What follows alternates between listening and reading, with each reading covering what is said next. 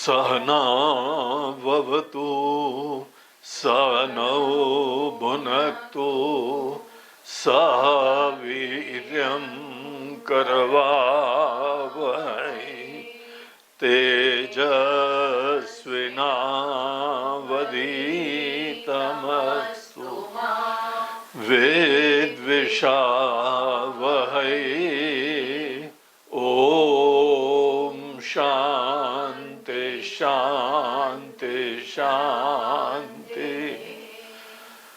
ततो जगन्मंगलमंगलात्मना विधाय रामायण कीर्तिमुत्तमा चचार पूर्वाचरितं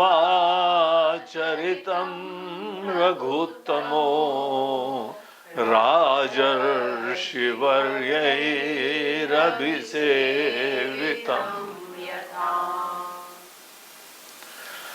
हरि ओम। आइए श्री राम गीता के अगले पड़ाव में हम लोग प्रवेश करते हैं। कल हम लोग राम गीता में उस प्रसंग के ऊपर विचार कर रहे थे जहां राम जी इस विचार का खंडन कर रहे हैं कि हे लक्ष्मण, अगर किसी व्यक्ति के मन में ये विचार आता है कि हम लोग ज्ञान भी प्राप्त करें और साथ साथ कर्म के भी अनेकों एजेंडा रखें, तो ये चीज जो है वो बहुत ही दोषवान रहेगी।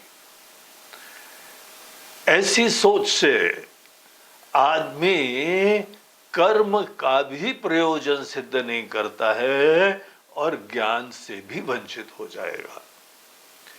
इसीलिए ये बड़ा डेंजरस प्रोपोजिशन होता है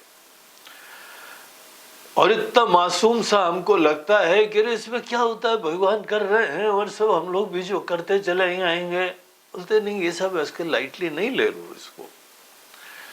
पहली चीज तो कर्म किसको बोलते हैं और दूसरी चीज ज्ञान किसको बोलते हैं, इन दोनों चीज के बारे में स्पष्ट होना चाहिए।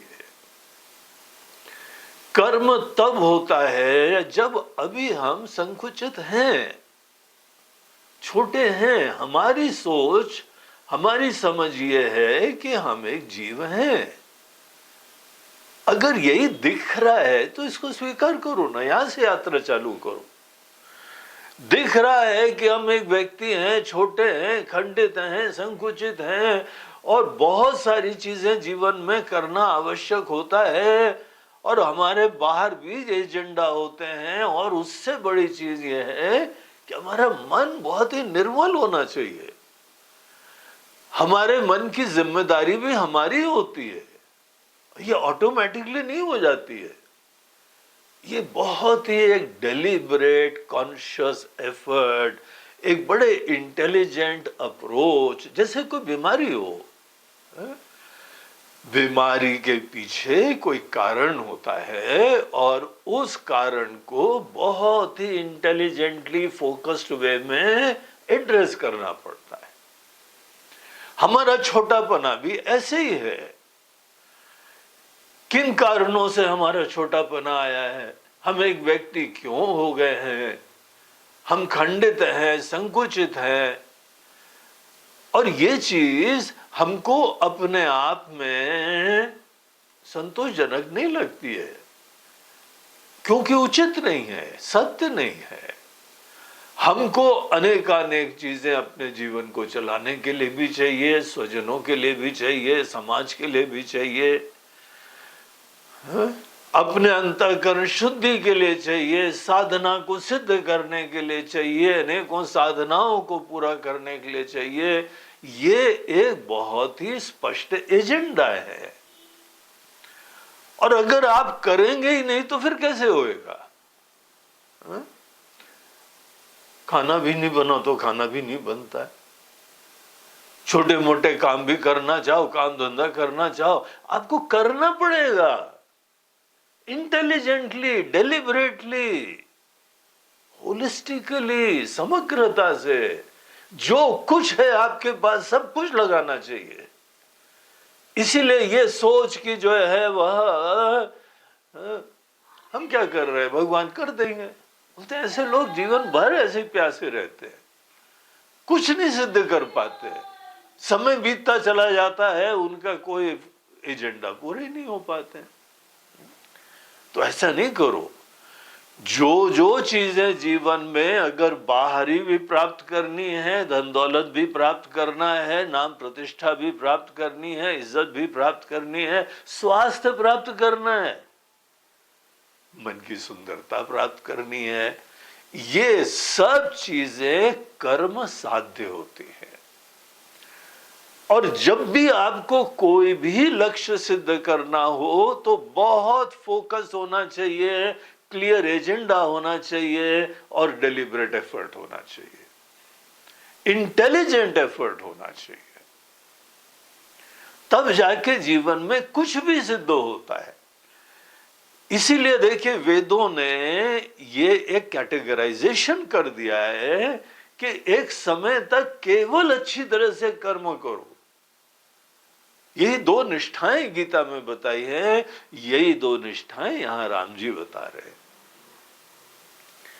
कि पहले बताया ना, आदो सवर्णा श्रम वर्णिता क्रिया, आदि में सबसे पहले जो भी यहां तुम्हारे कर्तव्य हैं उनको देखो, समझो और दिलो जान लगा के करो। किसी भी प्रकार का प्रमाद, शिथिलता अगर आएगी तो नए लक्ष्य सिद्ध होते हैं। आपने जीवन में अनुभव करा होगा, अगर कुछ भी अचीव करा है तो कैसे कमर कस के करा था, कैसे आपका दिलो जान लगा था उसमें, तब जाके कर्म के कोई भी गोल सिद्ध हुआ करते हैं। कर्म की दुनिया ऐसे व्यक्तित्व की अपेक्षा रखती है, फोकस्ड, इंटेलिजेंट, डेडिकेटेड, इंटीग्रेटेड, उत्साही, मोटिवेटेड। कर्म के क्षेत्र में आप परिस्थितियां बदल सकते हैं, लेकिन कौन बदला करता है? जिसके अंदर ऐसा कॉन्फिडेंस, उत्साह, क्लैरिटी, डेडिकेशन हो, वो लोग बदला करते हैं। नहीं तो हम लोग कटी पतंग की तरह से बहते चले जाएंगे, हम लोग प्रवाहित होते हुए बहते चले जाएंगे। और ऐसे लोग ही बोलते हैं हाँ सब किस्मत से हो रहा है। क्या किस्मत से हो रहा है? तुम बदलने की कोशिश ही नहीं करते हो।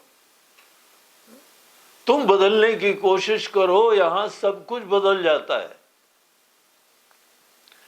तो ये विश्वास जो रखता है, जब तक हमको कर्म में अनेकानेक एजेंडा पूरे करने होते हैं, तब तक ज्ञान के बारे में बीच में विचार नहीं लाना चाहिए। ब्रह्म ज्ञान अगर कर्म के क्षेत्र में लाया जाता है तो पता क्या होता है?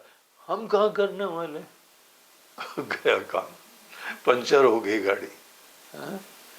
यार तुमको कर्म के अंदर बहुत ही फोकस, डेडिकेटेड होके करना चाहिए था, और तुम्हारे सत्संग ने टायर पंचर कर दिया। अब कुछ नहीं होएगा तुम्हारे जीवन में। और ऐसे लोगों को केवल किस्मत के भरोसे रहना पड़ेगा, क्योंकि तुम तो कुछ करोगे नहीं और सदैव सरप्राइज रहेगा। भगवत इच्छा, भगवत इच्छा। अरे कर्म करने के बाद भी भगवत इच्छा होती है। आप अपनी तरफ से खूब मेहनत करिए, खूब फोकस रखिए, खूब आहुति दीजिए, फिर भी फल भगवत इच्छा होता है। आप अपनी लिमिट तक जो है मेहनत करिए, जितनी लिमिट है आपकी, जितनी ऊर्जा है, जितनी अकल है। एक लाइन आ जाती है ना, उसके बाद जो होता है वो भी भगवत इच्छा। भगवत इच्छा कोई ये थोड़ी है कि हमारे आलसियों के लिए एक तरीका हो गया, हमने तो करा ही नहीं, जो भी है भगवत इच्छा। हाँ, वो भी भगवत इच्छा। जो निष्क्रिय, आलसी, प्रमादी, तामसी लोग होते हैं, उनको भी जीवन में जो भी मिल रहा है वो भगवत इच्छा ही है, लेकिन वो भगवत इच्छा आलसी कर्म, तामसी कर्म का फल है। आप अपने अंदर सात्विक रूप से उत्साही होके भगवान के निमित्त बन के एक गोल का फोकस करके आप डेडिकेट होइए, इंटेलिजेंट अप्रोच रखिए, प्रामाणिक तरीके का सोचिए। जो भी ऐसे लोग करते हैं उनको भी पता है कि हमको हाथ पैर मिले हैं, ये भी भगवत इच्छा। आपको ये सब ज्ञान मिला है, ये भी भगवत इच्छा। और हमने जितना कुछ अपनी तरफ से करना था सब करा, उसके बाद भी भगवत इच्छा। फाइनल परिस्थिति जो आती है, फाइनल परिस्थिति मेहनत के बाद हो या बगैर मेहनत के हो, परिस्थिति सदैव दुनिया भर की शक्तियों का एक सामूहिक आशीर्वाद है। ऐसी चीजों को भगवत इच्छा कहते हैं। तो भगवत इच्छा हमारे आलस का बहाना नहीं बनना चाहिए, हमारे मन में शिथिलता का कोई वो सूचक नहीं होना चाहिए। कर्म के क्षेत्र में ये समुच्चय यहां पे जो डिस्कशन हो रहा है, ये बता रहा है कि समुच्चय मत करना, पहले कर्म ही करना, कमर कस के करना। और तुम एक लाइन खींच लो, एक लिमिट होती है, वहां तक तुमको कर्म ले जाएगा। कर्म रूपी ट्रेन हमको जो है वो ऋषिकेश तक ले जाएगी, उसे बैठो, अच्छी तरीके से मेहनत करो, आशीर्वाद देखो, तुमको वहां तक जाना है, तब आगे की यात्रा पूरी होगी। तो कर्म के क्षेत्र में हमको बहुत डेडिकेटेड, फोकस्ड होके, हम लोग की देखिए पूजा होती है ना, संकल्प पूर्वक कर्म करना चाहिए। आज शुभ दिन, शुभ समय, फलाने फलाने हम, और ये गोल को ध्यान में रखते हुए और निश्चय करते हैं कि ये कर्म हम करेंगे, बस फिर जो है वो संकल्प हो गया, अब खूब दिलो जान से करो। ये कर्म की रीति होती है, ये कर्म की दुनिया होती है, और ऐसे बड़े कम लोग करते हैं, ये भी सच्चाई है। इसीलिए बहुत कम लोग यहां दुनिया का परिवर्तन भी करते हैं, बहुत कम लोग कोई नई चीजें बनाते हैं, बाकी सब प्रवाहित हो रहे हैं।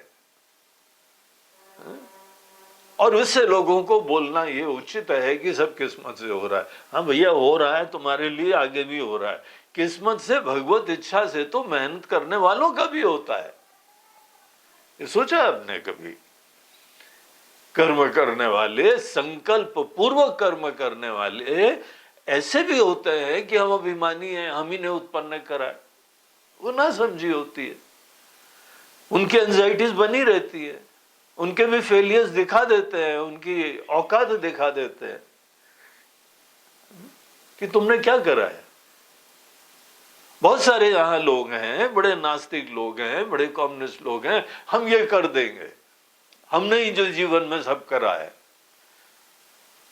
तो फेलियर्स भी तुमने करे, है ना? मरो अब। सही तरीका यह है कि आप गोल निश्चित करिए, फोकस रखिए, अपने एजेंडा तय करिए, और उसमें राइट इंटेलिजेंट अप्रोच निर्धारित करिए, और अपने आप को डेडिकेटेड रखिए, इंस्पायर्ड होके करिए, कॉन्फिडेंट होके करिए। हमको ये करना है, अपनी तरफ से पूर्ण रूप से डेडिकेटेड होके करें, जितना कर सकते हैं करें।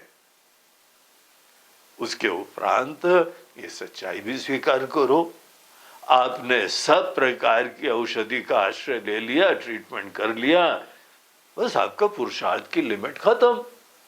अब जो होता है भगवत इच्छा है। कर्म ऐसे करना चाहिए। और यहां पर प्रश्न आता है कि कब तक करें, बोलते हैं इसके लिए जीवन की फिलॉसफी समझनी चाहिए कि मूल प्रयोजन, मूल लक्ष्य केवल अनेकानेक चीजों का जुगाड़ करना नहीं होता है। हमने धन प्राप्त कर लिया, ये हमको पूरा एजेंडा सिद्ध नहीं करता है, हमारे लाइफ को फुलफिल नहीं करता है, क्योंकि जस्ट अ मीन्स। आपने खूब अक्षय धन प्राप्त कर लिया, सो व्हाट, मीन्स है ना। एंड क्या है? एंड जो है ये मीन्स की प्राप्ति नहीं है। आपने बहुत सारे जो है कंफर्ट्स देख लिए, भोग देख लिए, अनुभूतियां प्राप्त कर ली, ठीक है, जीवन से अवगत हो गए आप। ये सब चीजें जीवन के यथार्थ से अवगत होना होता है, अनुभव करना होता है, ये एजेंडा नहीं है जीवन का। तो कर्म के क्षेत्र का एजेंडा अपने अंदर संकुचितता, अपूर्णता, कमियां, इनको दूर करना है। और ये चीज हम ये सोचें कि क्यों हमको इच्छा है पूर्णता की प्राप्ति की, क्योंकि पूर्णता हम सब के लिए नेचुरल होती है। हम लोग वस्तुतः अपने नेचुरल स्टेट में जगना चाहते हैं। नेचुरल स्टेट में जगना, रियलाइज करना, उसको जान जाना, इसको ही मोक्ष कहते हैं। यही सुंदर संदेश कि अगर आप ये पहचान जाएंगे कि हम मूल रूप से क्या हैं, तो विश्राम की प्राप्ति होगी, निश्चिंतता की प्राप्ति होगी। और अगर हमको केवल यही अंततः जानना है कि हम कौन है, आज जो भी हम जान रहे हैं उसमें बेचैनी हो रही है। हमको कर्म करने की प्रेरणा क्यों हो रही है? कर्म एक परिवर्तन की इच्छा है। हमको छोटे पने की घुटन क्यों हो रही है? क्योंकि ये अस्वाभाविक है। जब तक आदमी के अंदर कोई ना कोई बेचैनी रहती है, कोई ना कोई असुरक्षा रहती है, ये प्रमाण है कि हम एक अस्वाभाविक स्थिति में जगे हुए हैं। हमको कर्म इसलिए करना चाहिए आपको कुछ बेसिक अनुकूलताएं प्राप्त हो जाए, आपका स्वास्थ्य भी अच्छा हो जाए, आपका बाहर परिवेश भी अच्छा हो जाए, आपके अनेकों आवश्यकताओं की पूर्ति हो जाए, और सबसे इंपॉर्टेंट चीज यह है कि आप बहुत सुंदर विचार करने में सक्षम हो जाए, आपकी बुद्धि बढ़िया हो जाए, शरीर भी अच्छा हो जाए, इंद्रियां भी संवेदनशील हो जाए, आपके प्राण भी अच्छी तरीके से जीवंत हो जाए, मन के अंदर अच्छी संवेदनाएं हो, लेकिन सबसे टॉप ऑफ द लाइन बुद्धि आपकी अच्छी हो, सूक्ष्म चिंतन कर पाओ, अनेकानेक ज्ञान की प्राप्ति के लिए प्रेरित हो पाओ। कर्म का क्षेत्र ये समस्त अनुकूलताएं उत्पन्न करने के लिए है। आपकी गाड़ी यात्रा के लिए तैयार है, बोलते हैं yes sir, your car is ready. No अहम गाड़ी में बैठे और अहंकार से गाड़ी चलाए, हम कर रहे हैं। और जब कर रहे हो तो ये मत बोलना हम तो कहां कर रहे हैं, अरे कर रहे हो यार गाड़ी बेड़ा मत देना। जो गाड़ी चलाते हुए बोलता है हम तो गाड़ी नहीं चला रहे हैं, उससे जो है ना उसकी गाड़ी में रेड लाइट लगानी चाहिए, ये खतरनाक गाड़ी आ रही है, इसको पता ही नहीं चला रहा है कि नहीं चला रहा है, वो गलत तरीका है। आप गाड़ी अच्छी तरह चला नहीं पाएंगे। तो ये जो है लक्ष्य तक के लिए आपको बहुत ध्यान से काम करना है। शरीर का भी ध्यान रखो, मन का भी ध्यान रखो, और अल्टीमेटली बुद्धि का ध्यान रखो। धियो यो नः प्रचोदयात्, आपकी बुद्धि जगे, और ये अपने आप नहीं हो जाता है। अपने आप जो आदमी पुरुषार्थ नहीं करता, देखो उसके जीवन में मंदिर के बाहर, मस्जिद के बाहर केवल भिखमंगा होकर बैठा रहता है। क्या करते हैं ऐसे लोग? निष्क्रिय, तामसी, आलसी, ये लोग की यही गति होती है। तो इस प्रकार से पुरुषार्थ की जो है वह उपेक्षा नहीं करनी चाहिए, कर्म की महिमा जाननी चाहिए। यहां तक कि कर्म के क्षेत्र के एजेंडा में ब्रह्म ज्ञान को भी बाहर रखो। उस समय ब्रह्म ज्ञान नहीं, आत्मज्ञान नहीं, ये तो कहीं पर भी सभी लोग जो है ना, आत्मा करता है, आत्मा ब्रह्म है, आत्मा जो है सर्वव्यापी है, बोलते हैं हाँ अब उठ जाओ, बहुत नींद हो गई, सपना हो गया, अब जग के देखो तुम जीवी हो, अभी छोटे ही हो। तो ये सब चीजें ब्रह्म ज्ञान, ऐसे सत्संग को किनारे करना चाहिए। समुच्चय के खंडन का ये भी इंप्लीकेशन है, समझ में आ रहा है ना आपको? ये सब बड़े विचारणीय चीजें हैं, हम लोग को इतना टाइम नहीं है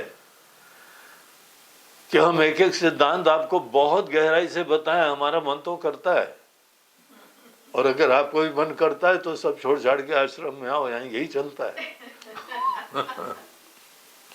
यहाँ एक एक श्लोक में जो है गाड़ी अटक जाती है, और खूब लंबा जो है ना जुगाली चलती है।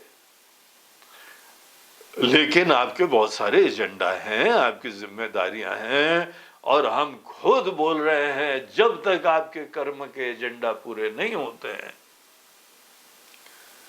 तब तक जो है ब्रह्म ज्ञान को भी किनारे करना चाहिए। तब तक किस चीज का समुच्चय हो सकता है?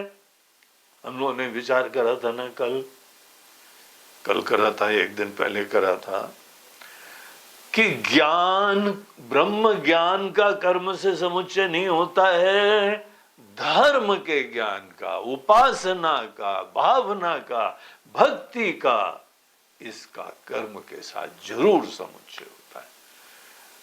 जो व्यक्ति कर्म के साथ भक्ति का साथ देता है वो बर्डन से युक्त होता है, चिंता से मुक्त होता है, धन्यता से युक्त होता है।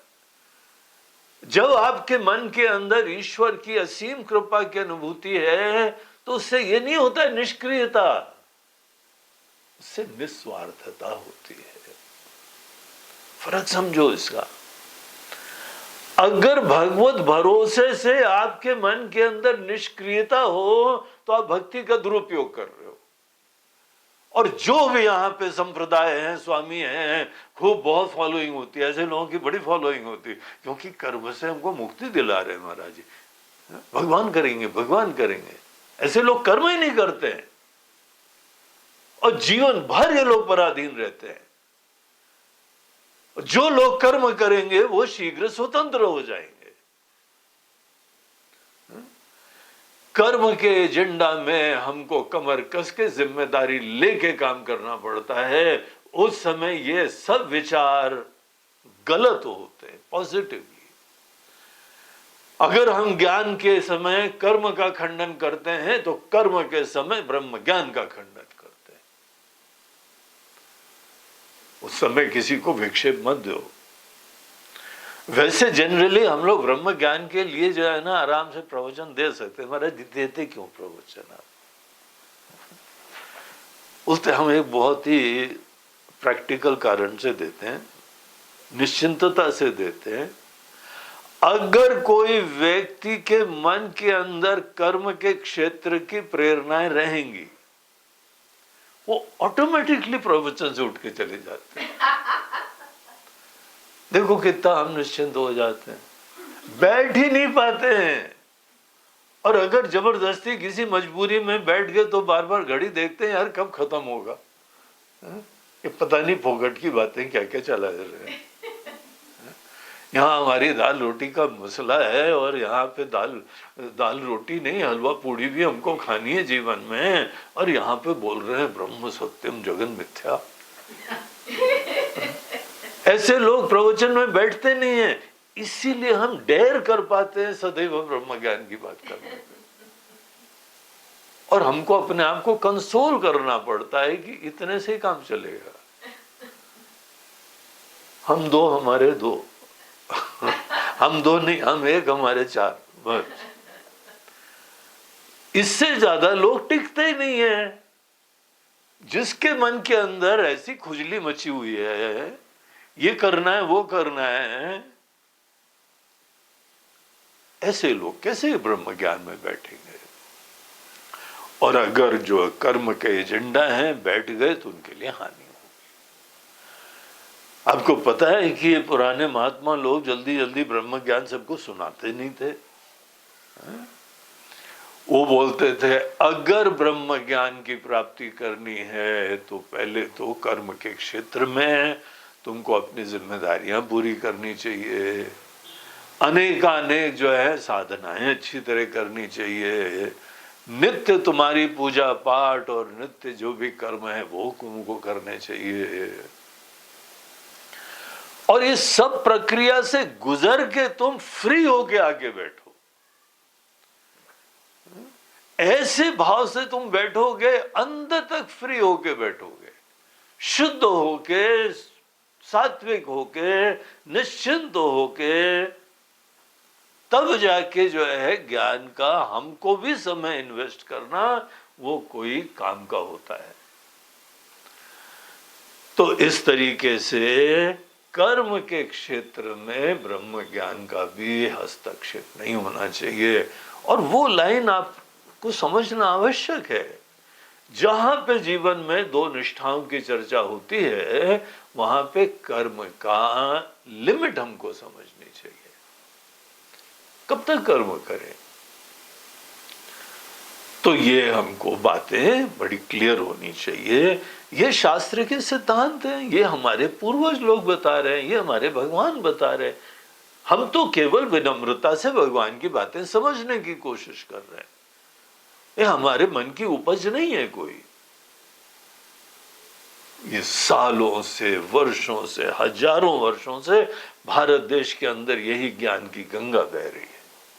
हाँ, आज हमको नहीं पता है, अलग बात है। धीमे धीमे बड़ा प्रॉब्लम हुआ है हम लोगों के धर्म में, संस्कृति में, परंपराओं में बचा हुआ, यही बहुत बड़ी बात है।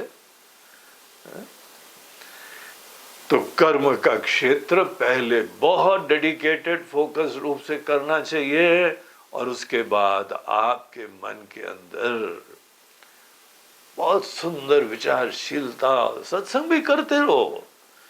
देखो, ब्रह्म ज्ञान के वेदांत अध्ययन करने में नहीं है, आपका गोल नहीं है अभी।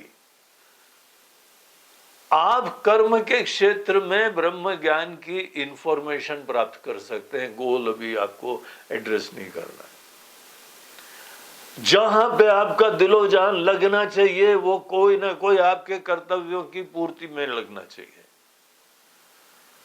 उसमें संकल्प होना चाहिए, उसमें भावना होनी चाहिए, उसमें प्रेम होना चाहिए, उसमें डेडिकेशन होना चाहिए। बाकी सब चीजें आप सुनते जाओ, पढ़ते जाओ, और इसी प्रोसेस में आपको दिखाई पड़ता है कि ये बाहर के अनेकानेक लक्ष्यों की सिद्धि कोई बहुत बड़ी बात नहीं है।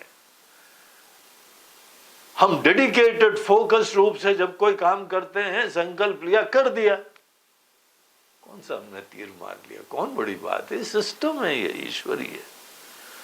अब हम कोई भी चीज जो है, जो भी प्राप्त करना चाहें, हम कर लेते हैं। संकल्प में ही बड़ा बल होता है। दृढ़ता से आप सोचो, देखो घटनाएं घटित होने लगती है, और जो भी कसर रह गई हम पूरी कर देंगे, उसको मेहनत से कर देंगे। तो ये सब चीजें जो है आदमी को कर्म के क्षेत्र में देखनी चाहिए। और एक समय गुणा गुणेषु वर्तन्ते इति मत्वा न सज्जते, आपको कुछ अनुभूतियां होती हैं, दिखाई पड़ता है। आपके ऑब्सेशन बाहर के गोल्स के लिए भी खत्म होते जाते हैं, आपकी कामनाएं भी बाहर के गोल्स के लिए शिथिल होती चली जाती हैं। तो हमारे मन के अंदर बाहर के राग द्वेष भी खत्म हो गए, बाहर की कामनाएं भी खत्म हो गई, किसी चीज की सिद्धि के लिए तरीका पता लग गया, प्रवृत्ति लक्षण धर्म का ज्ञान हो गया, कर्म की दुनिया का परिचय हो गया, विचारशीलता अच्छी हो गई। ये चीजें तैयार करने के बाद फिर जो है आदमी शिखा और सूत्र त्याग करके शिखा सूत्र जो है ना, हम लोगों का एक फॉर्मेलिटी थी बाहर, जनेऊ और चोटी, इन दोनों को त्याग दिया जाता है। अब हमारे कोई कर्तव्य नहीं बचे, अब हमारी कोई एजेंडा नहीं बचे, दिल से आदमी फ्री हो गया। महाराज जी, काम हम बाहर करता है कि नहीं करता है? उठता बैठता है, खाता पीता है, व्यवहार करता दिखाई पड़ता है, लेकिन उसके मन के अंदर बाहर के कोई एजेंडा नहीं है। आप बड़े सहज रूप से सब काम करते जाते हैं, और जो मिलता है सब भगवत इच्छा से मिलता है। हम जब कर ही नहीं रहे हैं तो भगवत इच्छा से हो रहा है ना मन में संकल्प है, ना कोई बाहर का एजेंडा है। बात जो है, कोई सोचा तो नहीं, बारिश आ गई, छाता निकाल लिया, चले गए। ऐसे लोग सहज रूप से जीते हैं, किसी भी प्रकार से संकल्प पूर्वक नहीं जीते हैं। उनका दिल, उनकी बुद्धि, उनका विचार, सब चीजें इसका पुरुषार्थ बना रहना चाहिए। पुरुषार्थ जिस चीज का होता है वहां हमारा संकल्प होता है, दृढ़ता होती है, लक्ष्य होता है, कर्तव्यता होती है, उसको निष्ठा बोलते हैं। लोकेस्मिन् दुविधा निष्ठा। एक समय बाहर के कर्तव्य होते हैं, एक समय बाहर के कर्तव्य नहीं होते हैं, लेकिन हाँ, उठते बैठते चलते फिरते सब है। उनके दिल के अंदर झांक के देखो, वहां कोई बाहर का चिंता नहीं है। तो ऐसी स्टेट ऑफ माइंड इनकी होती है। और यहां पर इन लोगों का बोलते हैं, अब चिंतन करते करते बाहर की दुनिया का भी चिंतन करते हैं और अपने ही इस संकुचित व्यक्तित्व का भी चिंतन करते हैं। हम एक छोटे व्यक्ति हैं, इसी देह में विराजमान है, इसी देश में विराजमान है, इसी काल में विराजमान है। हम शब्द संकुचित है। आप इसी मैं के बारे में विचार करते हैं और अभी तक भगवान अलग है। अब वेदांत शास्त्र ही वो शास्त्र है जो हमको इन सब का रहस्य बताता है। तो ये सब रहस्य की चर्चा करते हुए यहां राम जी 18वें श्लोक में कह रहे थे कि जब ये परमात्मा और आत्मा का भेद विचार करने के द्वारा, स्पष्टता चिंतन करने के द्वारा आपको इनका भेद जो है वो सुपरफिशियल दिखाई पड़ता है। अब हम सुपरफिशियली थे अभी तक, इसीलिए हमको रियल लग रहा था, लेकिन ये औपाधिक है। शरीर मन बुद्धि के दृष्टिकोण से एक छोटा है, एक बड़ा है। एक का बहुत ज्ञान है, बहुत उदारता है, बड़ी सुंदर भावना है, बड़ी शक्ति है, सामर्थ्य है। एक में बहुत ही अल्प है, बहुत ही कम है, लेकिन भेद उपाधि का है। दोनों में जो जीवन तत्व है, जो यहाँ पे सत्ता है, एग्जिस्टेंस है, वो चीज दोनों में समान है। अब हम क्या देखें, ये हमारे ऊपर है। हम आज तक चोले ही देख रहे थे, इसीलिए एक बड़े हैं एक छोटे हैं। दूरी केवल शरीर के दृष्टिकोण से, उपाधि के दृष्टिकोण से है। जब आदमी ने विचार करते हुए, मानने से नहीं होता है, देखो मानने से न ज्ञान होता है, न मानने से कुछ भी मुक्ति होती है, जानने से, खुद जानो। तो जब कोई परमात्मा आत्मा वेद भेद कम, ये जो ऐसा जो ज्ञान जहां पे भेद बुद्धि, हम उसी में अटके हुए थे। और मानना तभी पड़ता है जब भेद देख रहे हो। अगर अभेद देख रहे होते तो मानना थोड़ी पड़ता। जो जो मानता है अज्ञान में ही मानता है, विपरीत ज्ञान थे तब मानता है। तो जब तुम इस बात को देख लो, ये विज्ञान की प्राप्ति कर लो कि ईश्वर और जीव में भेद नहीं है, ऐसे लोगों का जो रियलाइजेशन होता है, इस रियलाइजेशन का एक अद्भुत सामर्थ्य होता है, एक कृपा होती, फल होता है। क्या फल होता है? उसी समय माया बुरिया बिस्तर बांध के गायब हो जाती। तदैव माया प्रविलीयते अंजसा। सहज रूप से ये माया जिसने पूरा शो करा हुआ था, तांडव करा हुआ था, वो माया गायब हो जाती। इस अखंडता, एकता के ज्ञान की महिमा है। इसलिए देखना पड़ेगा, बगैर देखे काम नहीं बनता है। सब बुरिया बिस्तर, बुरिया बिस्तर क्या है? माया का कारक। सकार का कारणम आत्म संस्कृति। सब चीजें लेके गायब हो जाती हैं। और इसके लिए यहाँ पे 19वें श्लोक में, जिसका हम लोगों ने कल पाठ करा था, इसमें बड़ी इंटरेस्टिंग बात बताते हैं कि श्रुति प्रमाणा विविनाशिता च सा।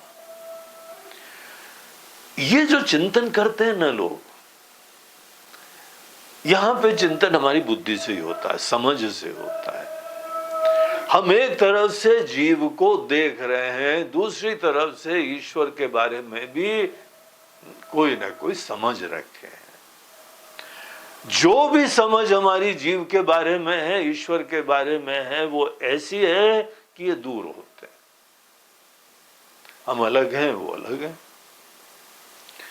अब यहां पे विचार चलता है, ये सब जो है ना, तो हम और तत्पदार्थ का शोधन चलता है, जीव और ईश्वर के गहराई में जाते हैं।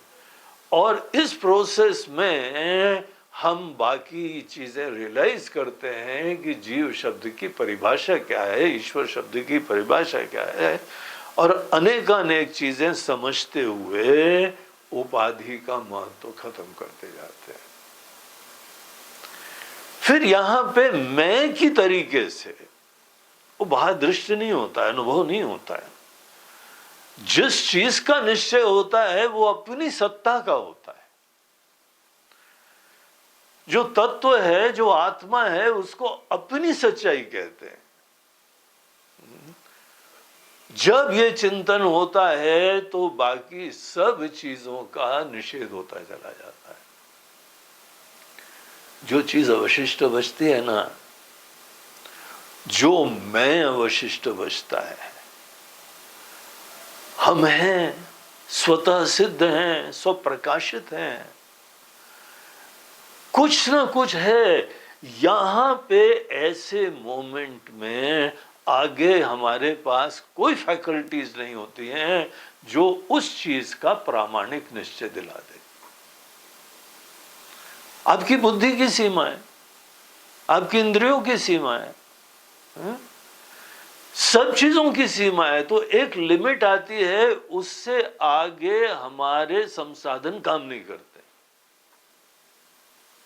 और जब भी काम नहीं करते ना, उस समय ही अगर कोई प्रामाणिक निश्चय नहीं होता है ना, तो दबे पांव माया वहां पे घुस के आती है।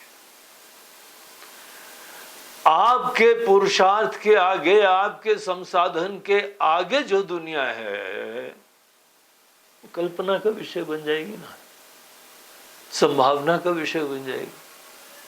हमको लगता है संभावना ये है, संभावना वो है, इसको बोलते हैं कल्पना की दुनिया। और कल्पना का सामर्थ्य ही माया का सामर्थ्य होता है। हमारे पास कल्पना का सामर्थ्य यही माया देवी है। इनसे मिलिए, इनका नाम है माया देवी। और कितना हम लोग प्रयोग करते हैं संभावना का, कल्पना का, इसको नाम ऐसे भिन्न भिन्न देते हैं। श्रद्धा है, विश्वास है, मान्यता है।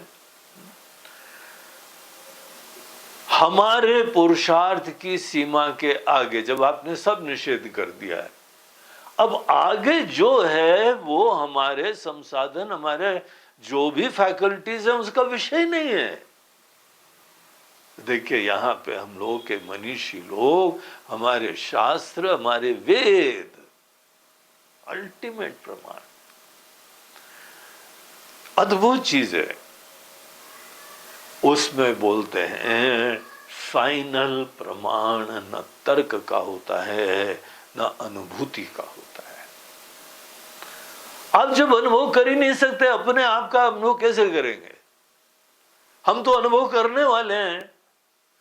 जो अनुभव करने वाला है उसको कौन अनुभव करेगा? और अगर आप अनुभव कर रहे हैं, अपना अनुभव कर रहे हैं, तो अपना आप शीशे में प्रतिबिंब देख, आप रिफ्लेक्टेड इमेजिनरी एंटिटी देख रहे हो। ऐसे मैं के बारे में प्रामाणिक निश्चय के लिए हमको प्रामाणिक निश्चयों के तरीकों का विचार करना चाहिए। प्रामाणिक निश्चय आपका अनुभव नहीं होता है। जो व्यक्ति सोचता है कि हमने अनुभव करा है, महाराज जी खुद देखा है, विचार कर लो जरा, बुद्धिमान आदमी हो तुम, बुद्धिमान बन चुके हो, कितने सात्विक हो चुके हो, कैसे मन का तुमने जो है वो मांझ वांझ दिया है, बढ़िया मन मुखर सुधार हो चुका है तुम्हारा। अब सोचो, तुमने अनुभव करा है, तुम जब भी अनुभव करोगे, अनुभव करने वाला, अनुभव करने वाली वस्तु अलग अलग होती है और वो आपके ज्ञान का विषय होती है, वो विषय थोड़ी है। जब भी हम किसी चीज का अनुभव करेंगे, हम अनुभव करने वाले हैं और किसी चीज को हम देख रहे हैं, अनुभव कर रहे हैं, अलग हो गई या संभावना हो गई, विश्वास का विषय हो गया। जब आपने सब चीज का निषेध कर दिया, जो फाइनल बचता है वहां पे श्रुति ही प्रमाण है। ये बड़ा यूनिक सिद्धांत है।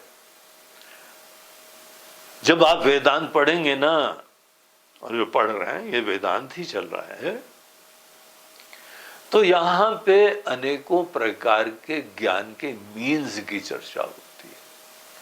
उसको बोलते हैं प्रमाण चिंतन। प्रमाण चिंतन एक वो विषय है जहां पे आपके अनेकानेक मीन्स ऑफ नॉलेज का पूरा डिस्कशन होता है, क्लासिफिकेशन होता है। एक मीन्स ऑफ नॉलेज प्रत्यक्ष होता है, जो आंखों से देखा, निश्चय करा, उसको बोलते हैं प्रत्यक्ष प्रमाण। फिर एक होता है अनुमान प्रमाण, उपमान प्रमाण, अनुपलब्धि प्रमाण, अनेकों प्रमाण होते हैं। दुनिया के सब बाहर के विषयों को जानने के लिए टोटल 6 प्रमाण होते हैं। विषयों को जानने के लिए टोटलिटी में 6 प्रमाण होते हैं। उनमें से 5 प्रमाण जो है बाहर की दुनिया को जानने के लिए होते हैं और 1 प्रमाण आत्मा को जानने के लिए होता है।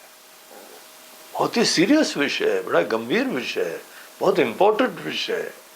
आत्मा को जानने के लिए प्रमाण क्या होना चाहिए, मीन्स क्या होता है?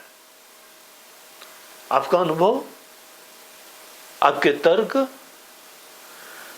वो ही श्रुति हमको बोलती है नैषा तर्केण मतिरापनया। तर्क से कभी भी प्रामाणिक ज्ञान नहीं प्राप्त होता है। तर्क आपके संशय को दूर करने के लिए बहुत इफेक्टिव चीज होती है। हमारे अंदर अनेकों डाउट्स होते हैं, अच्छे लॉजिकल प्रेजेंटेशन से आपके डाउट्स रिजॉल्व होते जाएंगे। इसीलिए वही शास्त्र जो एक तरफ से तर्क का लिमिट दिखा रहे हैं, बोलते हैं बस this far and no further, वही बोलते हैं कभी भी तर्क से आपको ज्ञान नहीं होगा। आपने बढ़िया तर्क दे दिया, कल दूसरा आदमी आएगा दूसरा तर्क दे देगा, तर्क से नहीं। यहां पे श्रुति वचन, ये आत्मा है, ये फाइनली श्रुति बताती है। इसीलिए श्रुति को हम लोग भगवत वचन समझते हैं, गुरु वचन समझते हैं, ऋषियों का वचन समझते हैं। वो ही फाइनली वैलिडेट करते हैं दिस इज इट। तो जब आपके अंदर श्रुति के द्वारा, और आप श्रुति को अच्छी तरह से लॉजिकली समझ सकते हैं, लेकिन श्रुति ही मात्र लॉजिक हो ये नहीं है, अद्भुत चीज है। ऐसी चीज बताई जा रही है जो हमको कल्पना भी नहीं थी, लेकिन देखिए वो डेयर करते हैं, बताते हैं, फिर आप उसको जो है लॉजिकली समझ जाओ, अनुकूल चिंतन करो। श्रुति मतस्तर्को अनुसंधीयताम, श्रुति के अनुरूप विचार करो, उसको वैलिडेट करो, उसमें अवॉइड करो, दृढ़ रखो, वो कर सकते हैं। लेकिन श्रुति की प्रामाणिकता जो है वो अल्टीमेट होती है। तो श्रुति प्रमाणा विनाशिता च सा, जब श्रुति के प्रमाण से आपके अंदर ये बात वैलिडेट हो गई, आपके अंदर स्पष्ट हो गया, आपके अंदर ज्ञान हो गया। और जब आपके अंदर ज्ञान होता है ना, तो क्या होता है पता है? आपकी कल्पना खत्म हो जाती है। और कल्पना क्या है?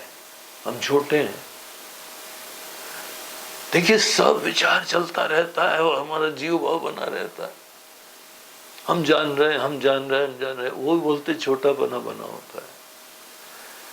छोटापना हमारा बाधित ही नहीं होता है, ये छोटे मियाँ ही सब जानते रहते हैं, ये छोटा व्यक्ति ही जानता रहता है। और जब ये कहा जाता है श्रुति प्रमाण अभिविनाशिता जैसा, इसका मतलब पता है क्या है? ये ऐसा मोमेंट होता है जब इस निश्चय से आप जीव भाव को गिरता देखते हैं, गायब होता हुआ देखते हैं। उसके बाद आप जीव जान रहे हैं ऐसा नहीं है, जीव होके जान रहे हैं, व्यक्ति जान रहा है, ये बात का ही विनाश हुआ है। अभिविनाशिता, किस चीज का विनाश हुआ है?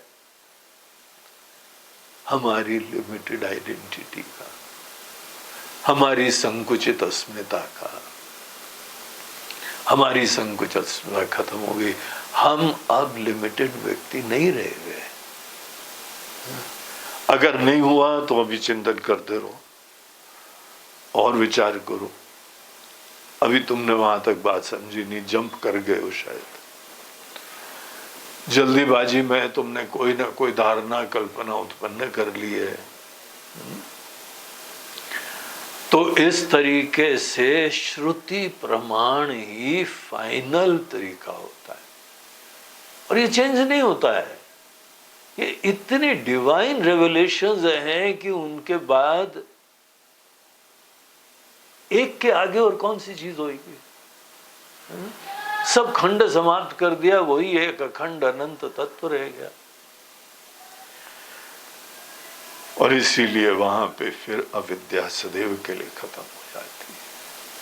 तस्मात् अविद्या न पुनर्भविष्यति। दूसरे शब्दों में परमात्मा ही बचे, परमात्मा को थोड़ी ज्ञान होएगा। यदि स्म नष्टा न पुनः प्रसूयते। अरे लक्ष्मण, अगर ये कल्पना, ये छोटेपने और अज्ञान से उत्पन्न हमारा जीव भाव, हमारा व्यक्तित्व, यदि स्म नष्टा न पुनः प्रसूयते, अज्ञान खत्म हो गया इसीलिए उत्पन्न नहीं होगी, तो अब तुम बताओ। कर्ता अहमस्येति मते कथम भवेत्। ऐसे लोगों के लिए कैसे कभी भी हम करता है ये भाव जगता है, अर्थात कभी नहीं जगता है। तस्मात्, इसलिए ये ज्ञान स्वतंत्र तरीका है। ज्ञान किसी चीज की भी कर्म की अपेक्षा नहीं रखता है, कुछ करने नहीं है, हमको गहराई से जानना है मात्र। जैसे गहराई से जानते हैं ये सब कल्पनाएं खत्म होती जाती हैं। सूर्य उगता है, धुंध खत्म होती चली जाती है। तस्मा स्वतंत्रा न किमाप्यपेक्षते, कोई सी चीज के ज्ञान को अपेक्षा नहीं है। विद्या विमोक्षाय विभाति केवला, एक अखंड अनंत दिव्य सत्ता ही, स्वप्रकाशित सत्ता ही विद्यमान रहती है। और ऐसे लोगों के अंतःकरण में ज्ञान विराजमान रहता है, निश्चय विराजमान रहता है। तो ये चीज हम लोगों ने देखी। अब देखिए आगे जो है वो, और श्रुति के प्रमाणों का प्रसंग चल रहा है। तो राम जी देखिए आगे कुछ श्रुतियों का उदाहरण देते हैं। 21 श्लोक से हम लोग आगे चैंट करें। सा तैत्तरीय श्रुतिराह सादरम,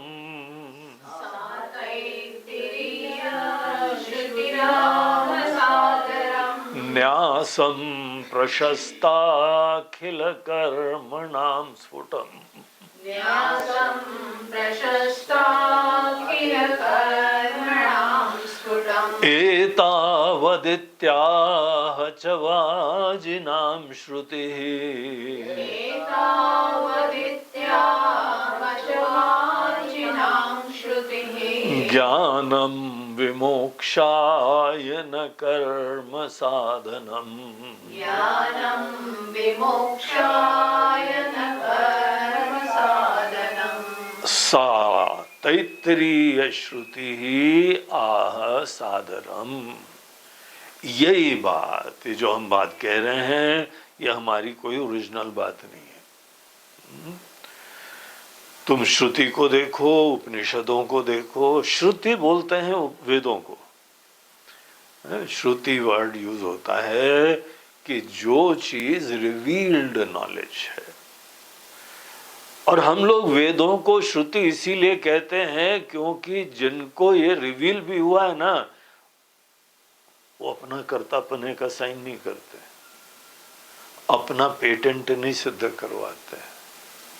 ये हमने करा है, हमारे नाम से दुनिया जाने, ऐसा नहीं करते। सब बोलते हैं this is a revealed knowledge. हमने करा नहीं है, हमको रिवील हुआ है। इसीलिए हम कर्तापने का अभिमान यहां पे नहीं लगा सकते। हम उसके डूअर नहीं, हम करता नहीं है। श्रुति का मतलब है कि ये बात एक फैक्ट को देखना है, फैक्ट के हम क्रिएटर नहीं है। ब्रह्म के भी हम क्रिएटर नहीं है, ब्रह्म ज्ञान के भी क्रिएटर नहीं है। और ब्रह्म ज्ञान केवल ब्रह्म ही रिवील करते हैं अपनी करुणा से, अपनी कृपा से। यही वेदों का स्वरूप होता है। तो ये बात श्रुति आह सादरम, बड़े आदर पूर्वक, बड़े प्यार से हमको ये बात श्रुति ने बताई है। और ये तैत्तरीय अरण्यक का यहाँ पे रेफरेंस है। तैत्तरीय अरण्यक के अंदर एक बहुत प्रसिद्ध मंत्र आता है जो हम लोग अनेकों बार अपने मंदिर में भी पाठ करते हैं, आरती वारती के समय बोलते हैं। मंत्र पुष्पांजलि जब अर्पित करते हैं तो भी ये उसको इनकॉर्पोरेट करा गया है कि हम इन चीजों का ध्यान रखें। उसके अंदर एक मंत्र आता है, न कर्मणा न प्रजया धने न त्यागे नैके अमृतत्व मानसु। तो वहां उस मंत्र के अंदर बोलते हैं कर्म से नहीं, कोई भी चेष्टा से नहीं। न प्रजया, आपका परिवार, आपका विस्तार, इससे कुछ नहीं होता है।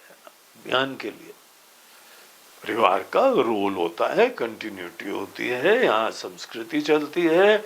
आपके बाल बच्चे हों, वो लोग आपकी परंपरा को चालू करेंगे, आपकी व्यवस्था चालू रखेंगे, उनका बड़ा महत्वपूर्ण रोल है।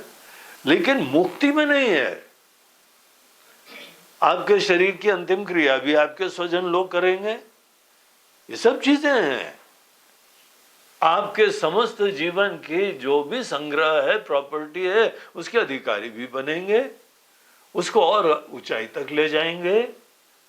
आपके गोल्स, आपके बिजनेस, आपकी प्रॉपर्टी, इसको भी वृद्धि करेंगे, ये सब चीजें करेंगे। लेकिन जहां तक मुक्ति की बात होती है, वहां पे वो श्रुति न कर्मणा न प्रजया।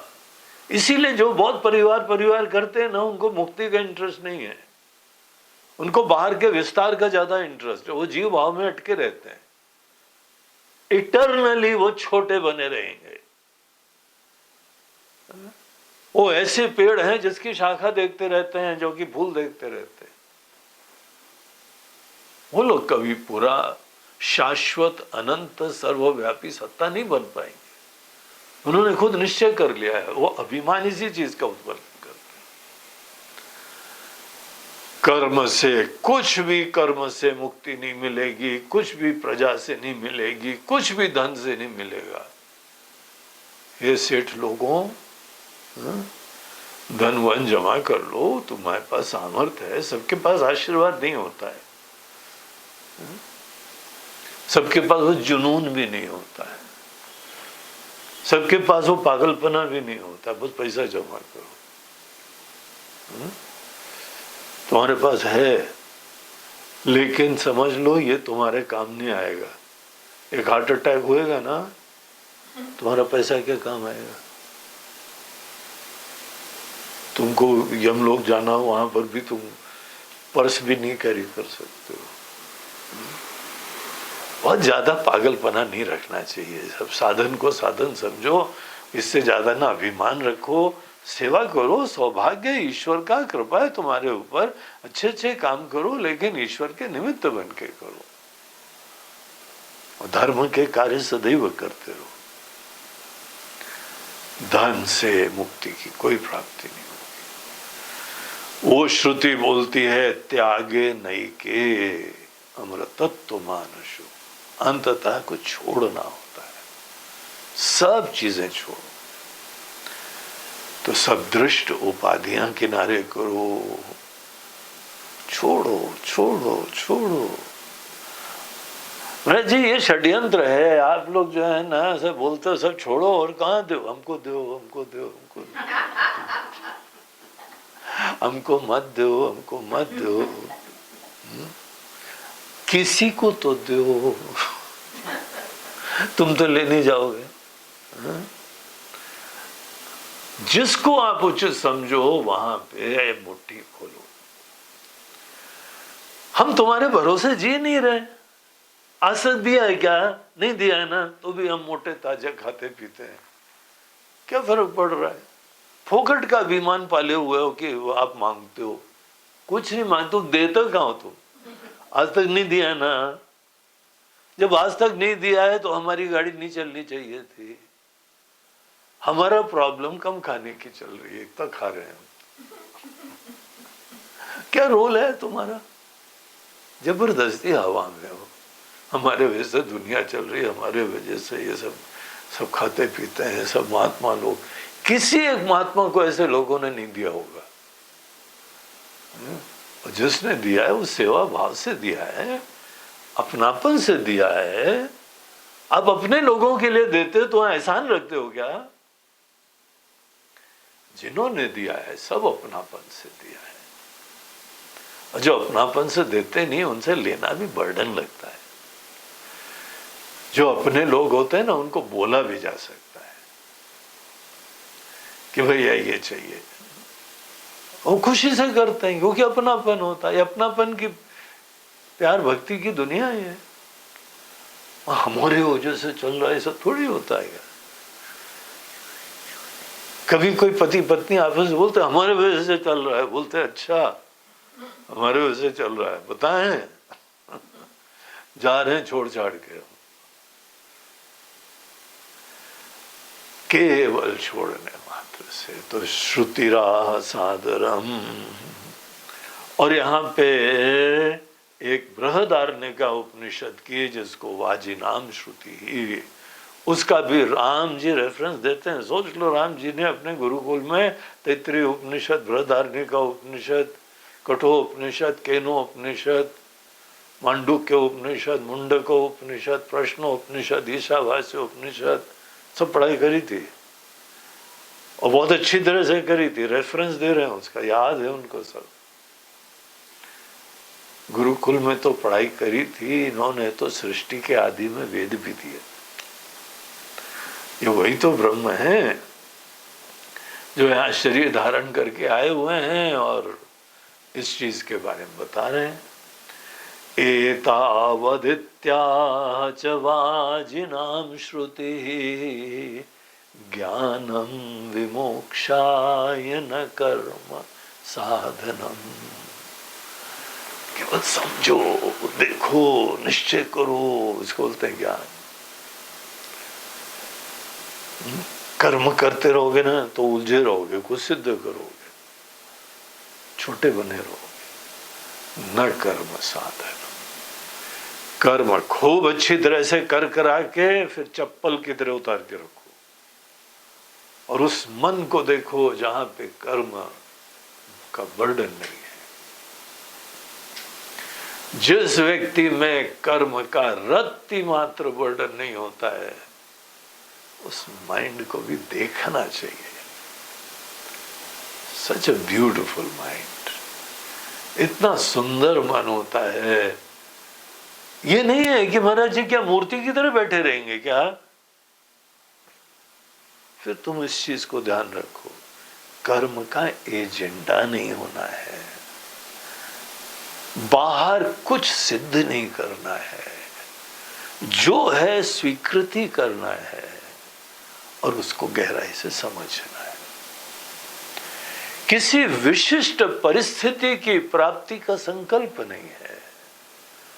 तुम्हारा मन पूर्ण रूप से शांत है, स्वीकृत है, सब चीजों को स्वीकार करा हुआ है और कोई आनंद नहीं ले रहे हैं। आनंद ले रहे हैं बोलते नहीं भैया, आनंद वानंद नहीं ले रहे हैं, हम विनम्रता से समझना चाहते हैं। तो जो संन्यस्त मन होता है ना, कोई बर्डन नहीं है काम का। अपने जीवन की गाड़ी, अपने खाने की गाड़ी, अपने बुढ़ापे की, अपने बीमारी की, कोई भी बर्डन नहीं है हमको। जो है उसको स्वीकार कर रहे हैं, लेकिन स्वीकृति के अंदर भी मन में कोई रसास्वादन नहीं कर रहे हैं। सब अच्छा ही है, सब बहुत बढ़िया है। अरे हमको क्या पता बढ़िया, हम अज्ञानी लोग, तुम ज्ञानी लोग हो, तुम जानते हो क्या बढ़िया है क्या नहीं बढ़िया है। हम नहीं जानते हैं, हम तो समझने की कोशिश कर रहे हैं। इसीलिए शांत मन है, सब चीजों को यथासंभव स्वीकार करा हुआ है, लेकिन रसास्वादन नहीं है। मजा आ रहा है महाराज जी, ये संन्यास तो वेरी इंटरेस्टिंग, बड़ा मजा आ रहा है। बोलते हैं क्या, अगर तुमको संन्यास में मजा आ रहा है ना, तो तुम विचार नहीं करोगे। अगर तुमने सब चीजें किनारे कर दी और उसके उपरांत ये भजन गाने लगे, मन लागो मेरो यार फकीरी में, फकीरी का आनंद ले रहा है वो, इसलिए वो ध्यान नहीं दे रहा है। रसास्वादन जब भी कोई किसी चीज का करता है तो कोई और एजेंडा नहीं रहता है। रसास्वादन ईगो फुलफिलमेंट को बोलते हैं, अहम की संतुष्टि को बोलते हैं। इतना महत्वपूर्ण काम है कि परमात्मा खड़े हुए सामने, आत्मा सामने विराजमान है और तुम मजा ले रहे हो। अरे देखो महाराज जी, बाद में देखेंगे, इस समय तो मजा लेने दो। इस समय इतना बोझा कैरी कर रहे थे, सब बोझा हटा है, सब प्रकार का बर्डन हमारे अंदर से हट गया है। I am enjoying that. बोलते हैं you can eternally enjoy that, लेकिन फिर तुम अज्ञान में पड़े रहोगे। संन्यस्त मन के अंदर अपनी ही बर्डन, बोझे का अभाव एंजॉय नहीं करा जाता है, होता है वो। हम विनम्रता से जानने की उत्कंठा से युक्त हैं। जैसे कर्म में हमको बहुत फोकस होके, डेडिकेटेड होके किसी लक्ष्य की सिद्धि करनी होती है, कर्तव्यता होती है, निष्ठा होती है, वैसे ज्ञान में निष्ठा होनी चाहिए, जानने की लगन होनी चाहिए, रियलाइजेशन का उत्साह होना चाहिए। और जिस व्यक्ति के अंदर ये उत्कंठा शिथिल पड़ी, वो खुद वंचित होगा, उसको नहीं समझ में आएगा। सामने परमात्मा है, जानने वाले तो बोल रहे हैं कि सब चीजें दिव्य हैं, ईशावास्यमिदं सर्वम, अगर तुम्हारे किस्मत में ये सब नहीं है, तुम मिस्टर रसिक हो, रसिक। हमारे वहां एक सज्जन आए थे, बहुत बढ़िया भजन गाते थे, उनका नाम ही था रसिक जी है।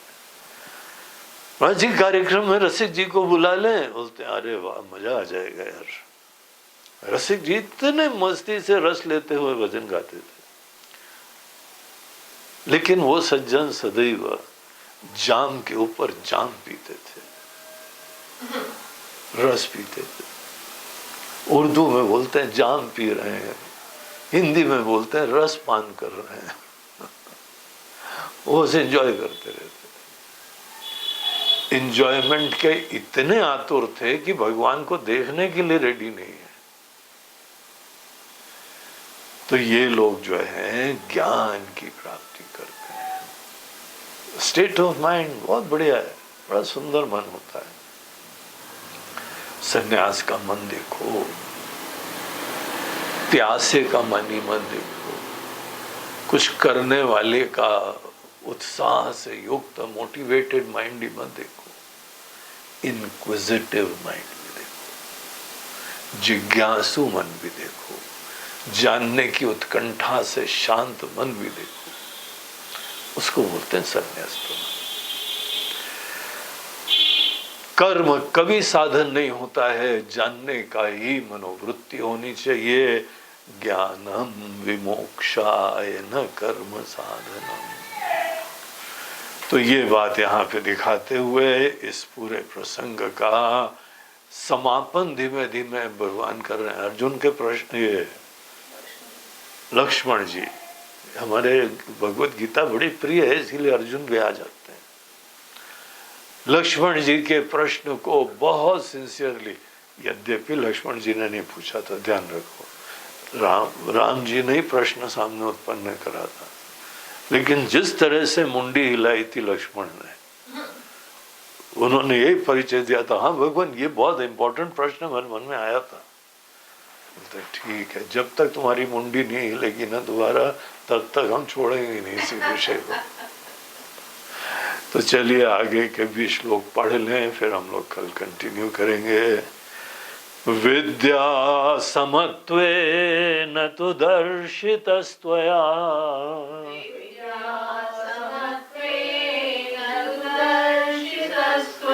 क्रतुर्न दृष्टान्त उदाहृतं समः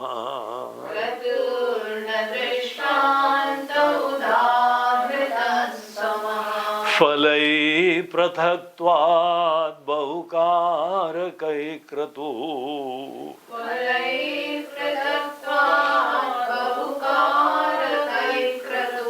संसाध्यते ज्ञानमतो विपर्ययम्